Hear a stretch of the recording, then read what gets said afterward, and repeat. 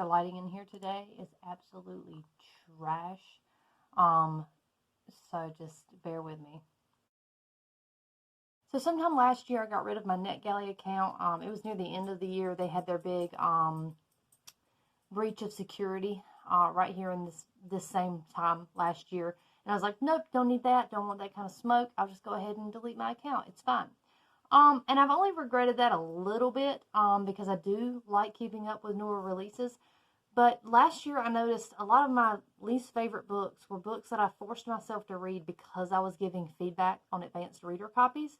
So it actually ended up that this year I don't have a lot of books that are bad. Like my worst of the year list is going to be very short and filled with books that weren't awful. Like I don't think I'll be ranting about any books this year.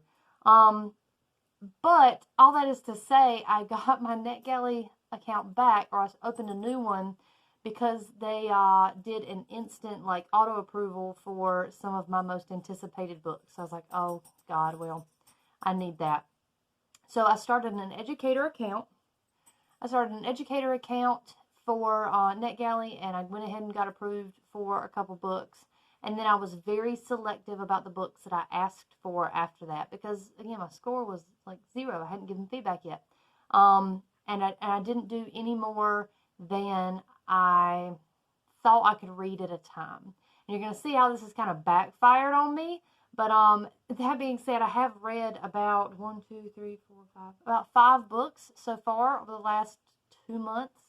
I prioritize them. Obviously, I try to prioritize my arcs. That way I can get the feedback out in a timely fashion. There are some of these I'm probably just straight up not going to be able to get to before they get published. And that's sad, but that's kind of how it is right now.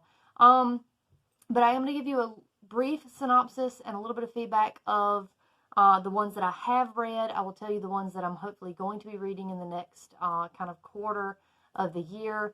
And you know, if you want full reviews of any of these things, I always link my Goodreads. I'm very thorough in my NetGalley reviews for Goodreads, so that way you can get an idea if you'd be interested in the book. So let's start with the book that I literally created this account to read, and that is A Far Wilder Magic by Allison Saft. Now, I was approved for Down Comes the Night by Allison Saft last year, and it was one of my favorite books of the year. It's so good that I literally ordered, there's a hardcover down here, like I ordered it and got it in a haul in the video I posted last week, because I wanted a physical copy of it. I thought it was very atmospheric and beautiful.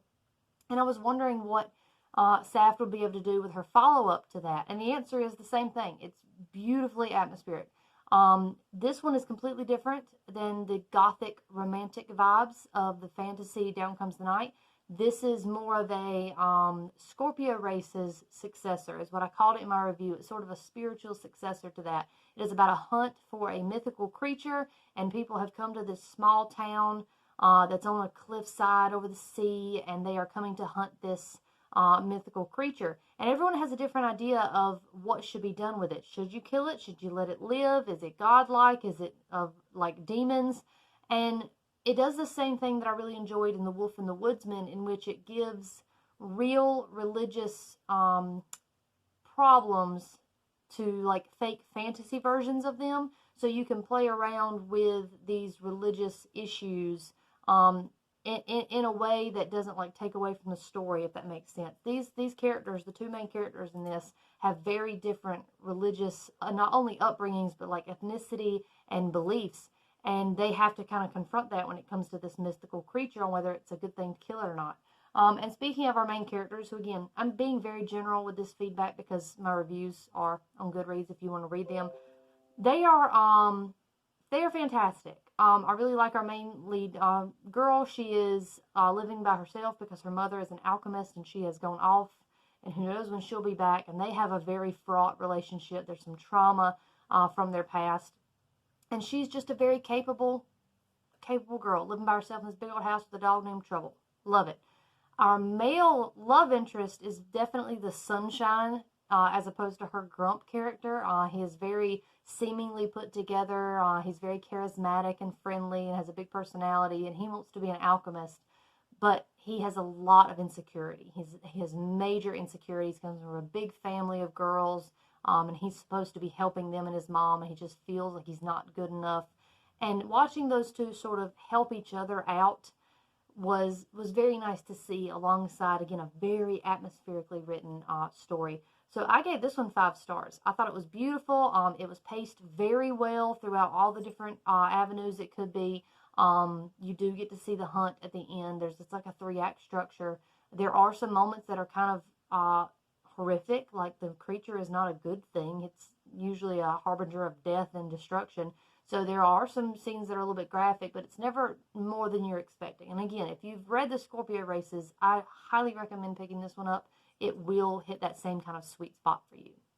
The next one I read was also involved in that auto approval, and it was another of my most anticipated. I tried to keep myself just on those, and it was Cold the Night, Fast the Wolves by Meg Long. I didn't say with Far Wilder Magic. That publication date for Far Wilder Magic is the 8th of March of next year. Cold the Night, Fast the Wolves is published on the 11th of January 2022, and that's perfect timing for this. This thing, when I say atmospheric and vibes, it has it. It's based on a planet that is nothing but ice storms and like electrical ice, and they all live underground in tunnels. It's very City of Ember, but also like on this ice planet like Hoth. And it was very descriptive in the cold and how the wind and the storms are affecting these people. And our lead character, again, I don't remember her name, it's been 2 months. She is very capable. She is on her own. Something happened to her mothers. They went on a sled race. There is this big sled race that they have on this planet where you can win something. And her mothers went to go do that so they could get them off world and have a better life for them. And they died. They did not make it. And not only were they sled racers together, one of her mothers came from a people that are looked down upon in that society. They are seen as like scavengers and like not good people. And so people look down on our main character because of that too. She works very well with wolves, and she meets one that is like a natural wolf, and she's a little bit finicky, a little bit put off, but it's named after one of her dead mothers. The bad guy has named it after one of her dead moms. And so they strike up a relationship. They end up teaming up with this group of scientists that are from off-world that want to study things, and they go on the journey together. Now, a lot of stuff happens. There's definitely some moments where it's like, all right, the next big thing has to happen because it's a race novel. I like this. I did give it 4 stars because I thought it was very atmospheric, and I liked that our main character was very capable of getting herself in and out of things. She didn't make a lot of stupid choices, which I liked. And I'm a sucker for anything that involves like a human and an animal bonding when they really don't seem like they should. My issue with Cold the Night, Fast the Wolves, which is why I didn't get a perfect score, is because the ending comes out of nowhere. The pacing becomes trash, like with the last third, and then it relies on exposition to tell you literally everything else. It's very like show, don't tell up until the very end, then it's like, oh crap, we forgot to tell you. And so it has to fill all these gaps in of like, yeah, and this is what happened to your moms, and this is what we are doing here, and this is what you can do now. And it just feels like it's setting up, it feels like, for a series, or at least spin-off novels, but as far as I know, it's a standalone. I'm hoping it does well enough so maybe she can explore this world building, because I'm intrigued by it, but I feel like the ending gave me too much at one time, and didn't let me get it organically. They just kind of dumped it on me. But I do recommend reading it, especially since it's coming out in January. This is going to be a great read for winter. It's really going to hit, I think, because of when it's being released. So if you do like strong female protagonists, you don't necessarily need like a romance or anything, and you're into survival novels, this is a really good one for you. The next book I read is actually an anthology. It was arranged by Zoraida Cordova, and it is Reclaim the Stars. Now I know, and I'm not going to rehash, there was some drama with this book, and some of the people who wrote in it, and what they've said about indigenous peoples before, I do not know, and do not claim to have the information to know anything about that. I was reading this, full disclosure, from the perspective of, is this something I could teach in my class? The entire idea behind this anthology is to sort of give sci-fi fantasy back to indigenous voices and Latinx voices, and letting them go to space, basically, and see the fantasy through their eyes. And it was 17 stories of varying lengths and varying success. That's the thing with anthologies. You never really know what you're going to get. I gave this 4 stars. And in my review, I even specified there's a lot of hits and misses, but even the misses weren't even that bad. Like the misses were just, maybe not for me because I'm kind of an old lady, but I can see a young person picking it up and loving it. Or maybe I didn't get enough of it and I wanted more of one thing or the other.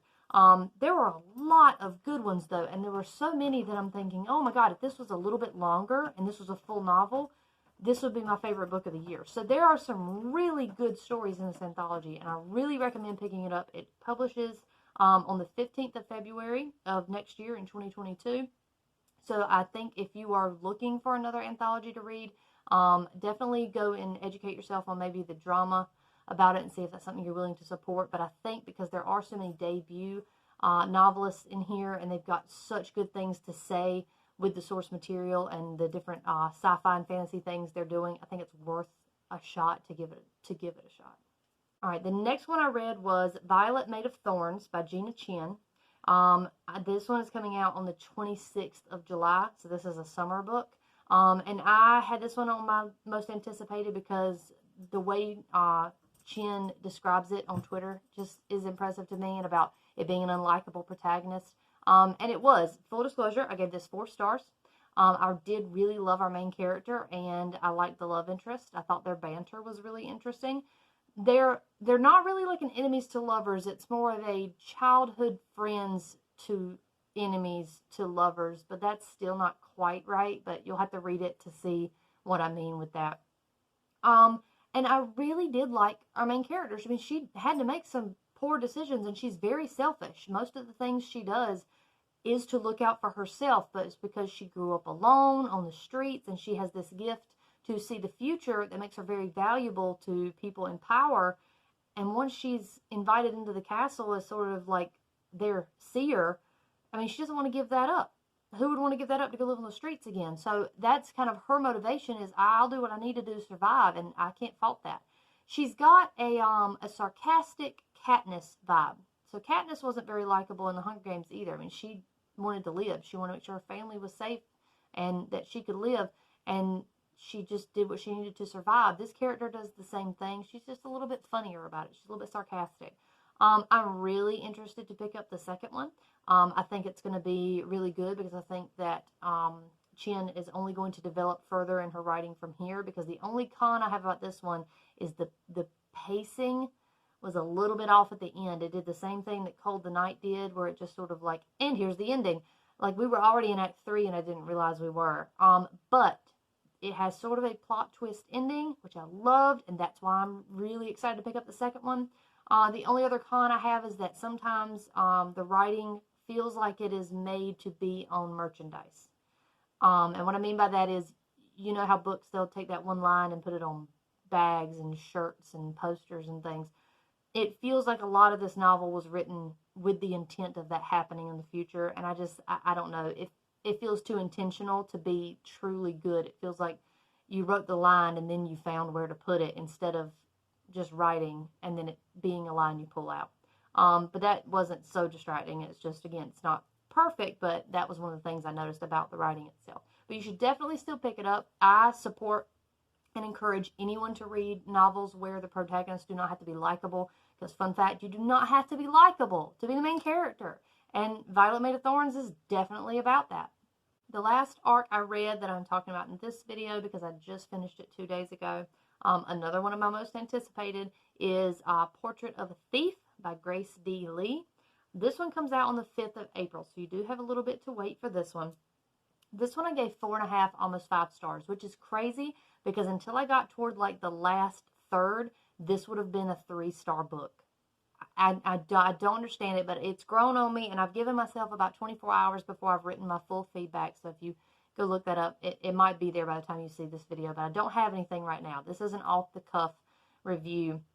It's going to get 4.5 stars. It was going to get 3, because the main con I have with this story about an art heist, is that it tonally felt too monotone for most of the novel.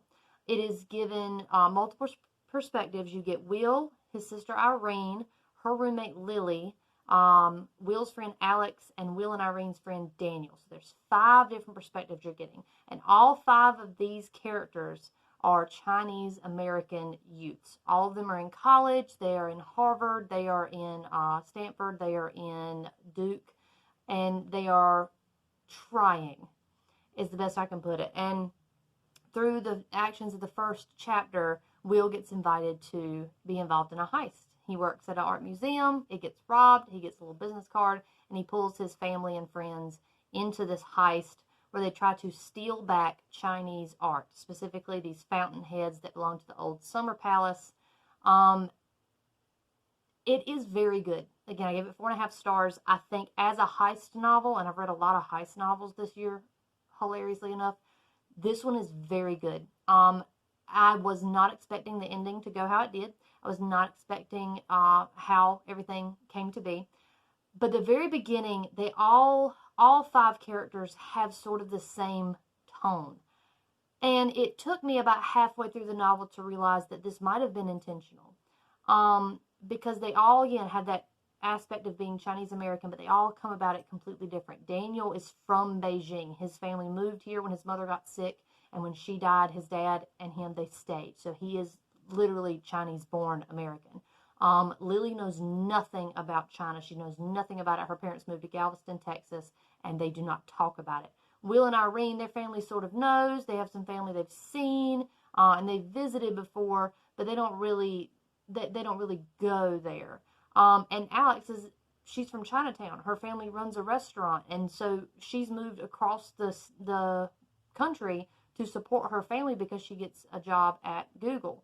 So it's the kind of the story of these Chinese-born and Chinese American students trying to figure out who they are and what their identity is, and in the process maybe steal some art. So it's very good, and I'm not the one to tell you whether it's a good representation. Obviously, I'm not Chinese American. I am not in any way immigrant, so I can't relate to the immigrant experience. But seeing it through these characters' eyes, by the end, the very small different ways they were able to have different reactions to the same stuff was just beautifully done. It was very well written. And I keep using the word atmospheric, like take a shot every time I say that, but it really was. I enjoyed it because I'm from North Carolina. I have worked Duke caterings. I've worked at caterings at Duke, and we have set up in front of the chapel before football games. And so I've gone to Duke many times in my life and walked around the campus. I know the Durham area well. Every time Grace DeLee wrote about Cookout, I was like losing my mind because it just felt so at home. And I'm thinking the bigger picture of, oh, that's what this novel can do for people. It can make them feel seen. It can make them feel at home. It can make them go, oh, that's me. I enjoyed it. I really did. I thought it was very smartly written. I think you're going to have times where you read it and you think, God, that was kind of stupid because it's a heist novel, and you're thinking in your brain, how do you get away with it? And you know the mistakes they're making at the time, but just try to get out of your own head about that one. This is a post-pandemic written novel. They mentioned the pandemic, but not in a sense that it's currently ongoing, and I love that. I hope that's a trend we continue to see, that maybe we don't ignore the fact that this happened, and this is an experience that our contemporary novels will mention, but we don't have to dwell on it. We can see how it affected us without it being a negative the whole time. Even though we feel we are currently still living in it, these characters are past it. So I really recommend Portrait of a Thief. When it comes out in April, I think people should pick it up. So that's Portrait of a Thief. I do recommend it. I did have some, again, tonal issues at the beginning, but I think that might be intentional. And by the end, that it's kind of the Gestalt theory of the differences becoming one. And so it works out perfectly. But now let's talk about the books I still have to read. So there's a saying, when it rains, it pours. And that is exactly what has happened to me with ARCs.